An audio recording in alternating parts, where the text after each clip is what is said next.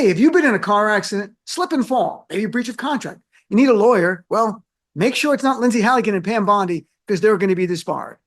I'm Dean Obidal, and welcome to today's Daily Dean. Let me give you these names. Rudy Giuliani, Kenneth Chesebro, John Eastman. What do they have in common? All three were Trump's lawyers. All three committed crimes or ethical violations in pursuit of Trump's crimes. And three, all are disbarred. And I would predict two more people are going to soon join the law firm of Giuliani, Chesebro, and Eastman. And that is Lindsey Halligan and Pam Bondi. Well, yesterday, we learned that a federal judge has dismissed the indictments against James Comey and Tish James without prejudice, but dismissed them because of the misconduct of Pam Bondi and Lindsey Halligan. Some people have said, well, look how incompetent they are. Thank God they're so incompetent. Incompetence is a teeny part of it. To me, it is much more malicious. Their incompetence comes out of not caring about the Constitution or the law because they think by working for Donald Trump, they're above the law. No different than Rudy Giuliani did. They've learned no lessons from that.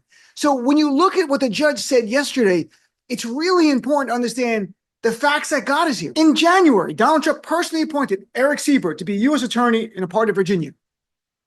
And by September, this guy had not charged Tish James or James Comey and said there's not enough evidence to charge them because he's a career federal prosecutor. What does Trump do? He fires him. And then, because there's no subtlety with Donald Trump, he posts a post online to Pam Bondi, which read, it's a long one, but started out, Pam, I've reviewed over 30 statements and posts saying, same old story, all talk, no action. What about Comey? What about Adam Shifty Schiff? Letitia, they're all guilty as hell. And then in that same post, he says Lindsey Halligan is going to come over and be the new U.S. attorney.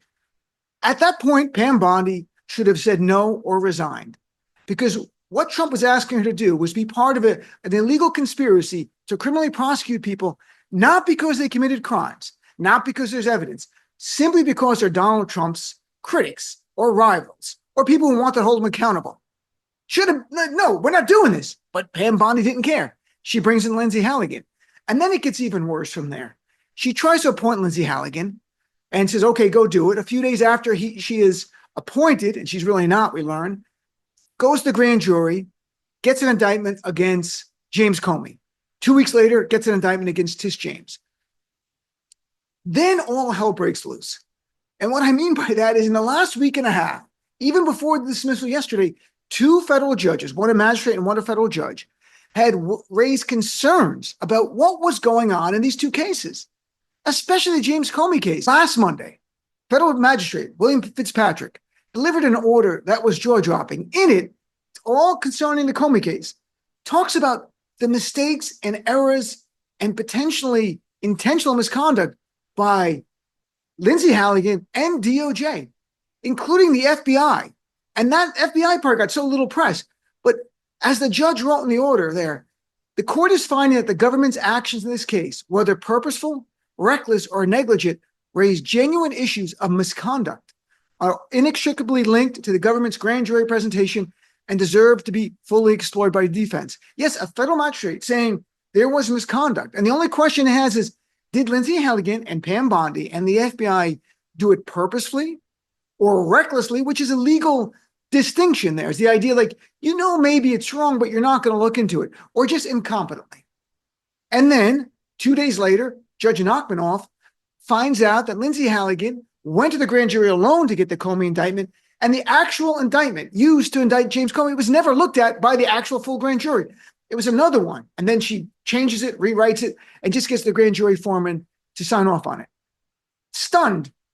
Legal experts everywhere. Like, what do you mean? The indictment's not even valid if it didn't go to a grand jury. You don't need a law degree to understand that. It's got to go to a grand jury.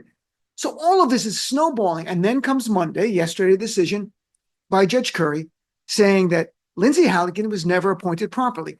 But this is not a paperwork error. Don't let the people on the right lie to you about this. One part of the order I want to read to you about the judge and the appointment clause, so you understand how important this is. The judge says the appointments clause is more than a matter of etiquette or protocol. It is among the significant structural safeguards of the constitutional scheme. Yes, what they violated was the essence of our Constitution. And that was the appointments clause, to require, if you're going to appoint someone to be a federal officer, like a U.S. attorney, It has to be vetted by the Senate. And the reason we want that is we don't want corrupt presidents appointing their buddies to go prosecute their political enemies. That is so much of the reason behind the appointments clause and then a federal statute as well that the judge analyzed. Same thing. They were designed to safeguard against Trump. And here's Lindsey Halligan and Pam Bondi. They know this. This is like black letter law. This is simple law. I was a lawyer for about 6 years. This is simple law. You know this, and they didn't care. And that's why they should be investigated and disbarred. And that's not just my opinion. Bradley Moss, many of you know him as a well-known national security lawyer, said Lindsey Halligan should be disbarred, said it on CNN. And Ty Cobb, not the dead baseball player, Trump's lawyer from the first term, who was in the White House, was on CNN and MS Now. It's called MS Now, by the way. MS Now saying both should be. What do you think now? Well, I do think that both Halligan and Bondi should be disbarred. Bondi has twice submitted affirmations to this court about the propriety of Lindsey Halligan's grand jury presentation. She knew this. There's no way she could not have known this, and that's just means that she lied, or that she's equally incompetent, but more likely that she lied. No matter what, Pam Bondi was part of a scheme to prosecute political enemies, not based on the law, not based on the facts, because Donald Trump said to do that. And I know a lot of people have raised the point that, well, Pam Bondi is a lawyer admitted in Florida, and so is Lindsey Halligan.